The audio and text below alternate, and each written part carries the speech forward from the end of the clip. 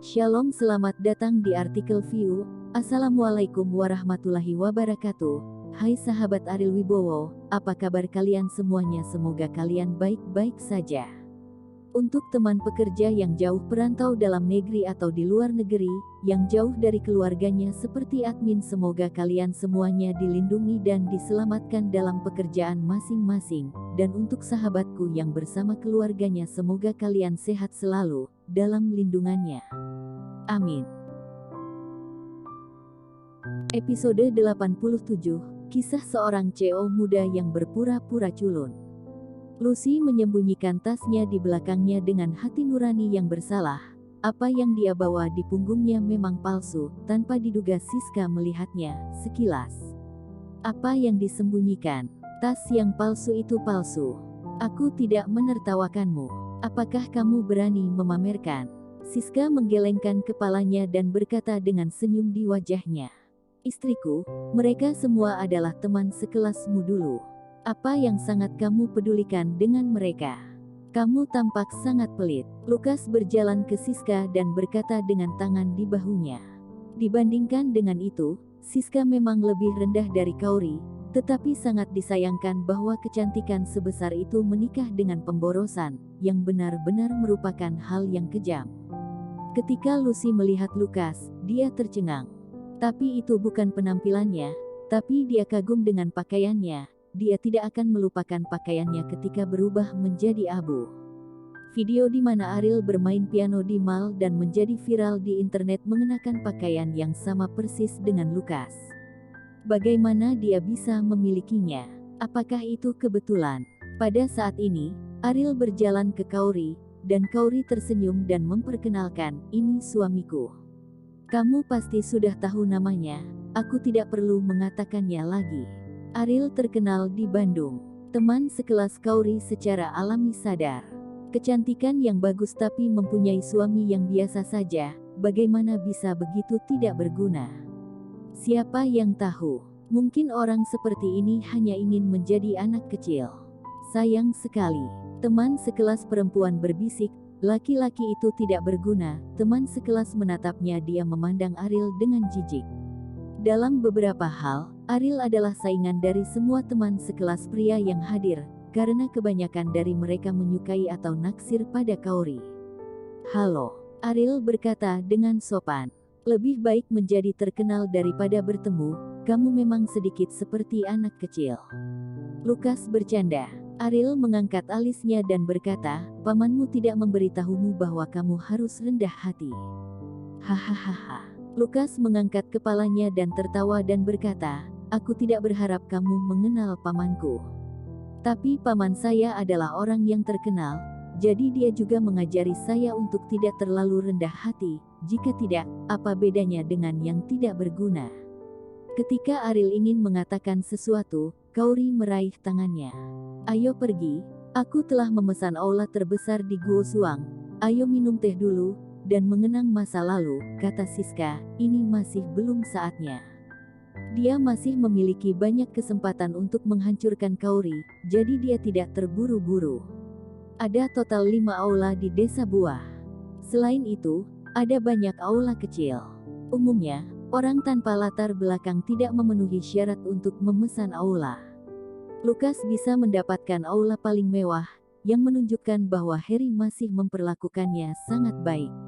Di aula, selain area teh, ada banyak fasilitas hiburan, biliar, nyanyian, dan mahjong.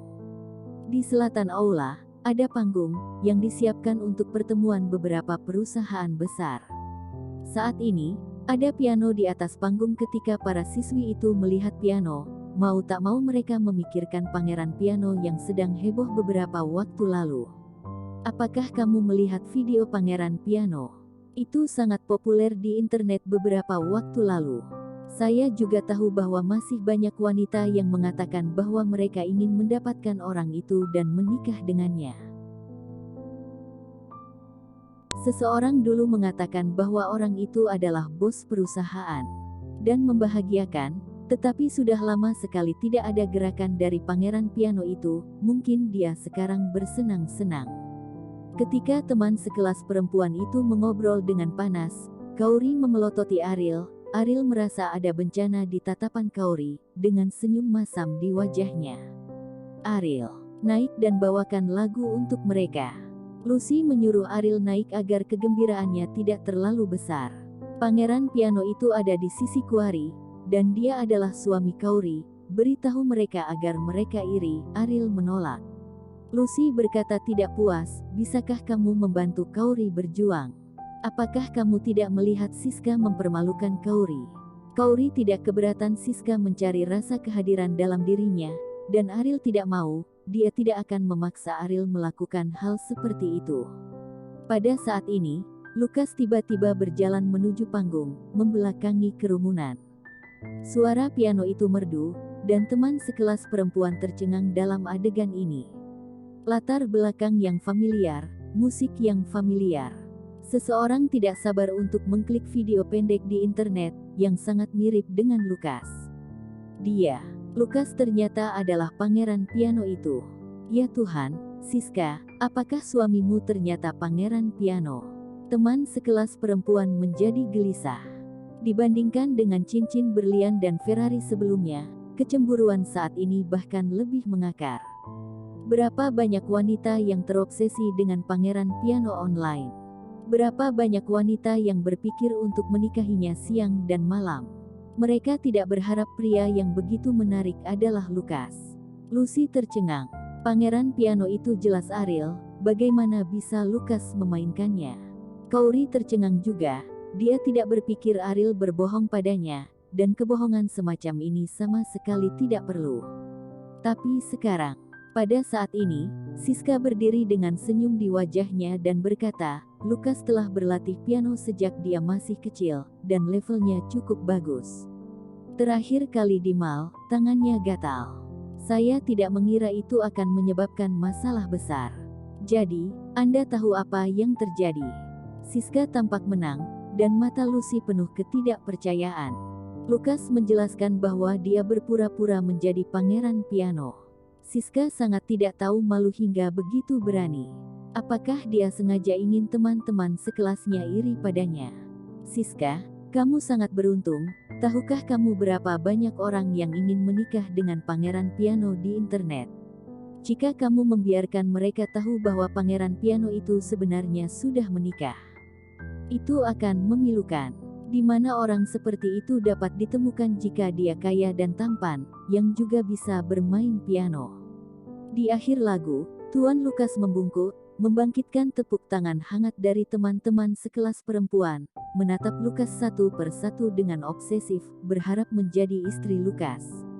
Biarkan kamu berhenti memamerkan keahlianmu di mana-mana, kamu jangan dengarkan aku.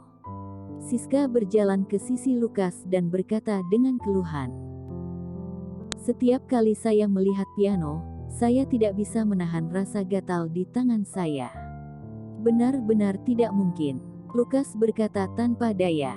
Tak tahu malu. Ini sangat tak tahu malu. Lucy yang marah berdiri, benar-benar tidak tahan lagi, dan berjalan menuju Siska. Kaori tidak bisa menahannya, jadi dia menghela nafas tanpa daya.